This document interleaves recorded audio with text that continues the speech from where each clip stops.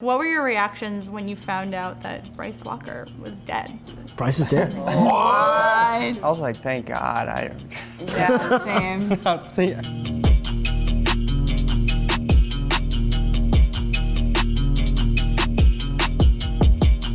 May I have your attention, please? We received some extremely sad news from the Evergreen County Sheriff. Bryce Walker was found and has been confirmed dead. We had the chemistry scenes with Grace and other actresses.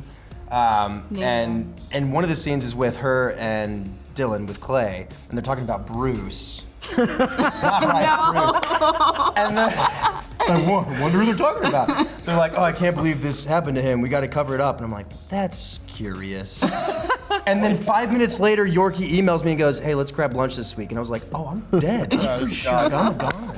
And I was. it's obviously a super traumatic event. You're wondering where the story is going to go after one of the main, characters. From my perspective, from Montgomery's character, where and what's going to happen next, And obviously, it's a murder mystery, so you're constantly trying to figure out who did it. So, and we didn't know. Done it. Yeah. A lot of us chose not to find out. You could have, if you wanted. You could sit with Brian and the team and find out. A lot of us chose not to, so it was shocking who did it and all that at the end. We were finding it out as we were filming, which was exciting.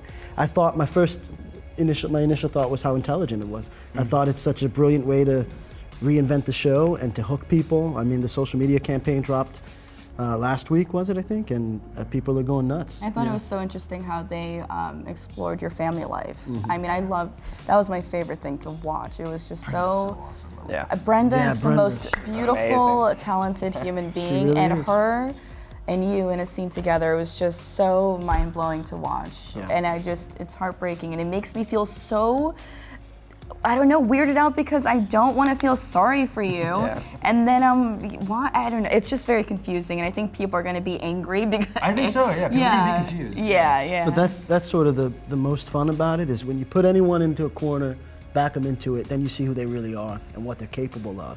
And all of our characters have sort of been propped up against this corner and said, you got no out. And so that's where all of the season comes from, this need to get out, to survive. Yeah, there's so much tension. And it's not like it excuses anything that they've done by any means. Exactly, It yeah. absolutely doesn't. I mean, they still have done atrocious things, but we at least, get to portray and the audience gets to see how they are the way they are, So it's not like, oh, this came out of nowhere. They were just born inherently evil. These are people who have been either propelled to this or pushed by environmental circumstances. Again, not that justifies anything that they've done, but you at least get some sort of understanding, I feel like, as to how they do the things they do, or how they justify in their own minds doing what they're capable of doing. Yeah, I mean, the first 2 seasons, we experienced your characters from the outside perspective, and I think what will be so intriguing if you're into psychology, or like if you're into just character development in any sort of Just way. humanity. Just the human humanity, condition, yeah. they are humanized, You get to experience their home life, and it doesn't excuse anything they did, but I think you just understand more why they became the monsters that they became.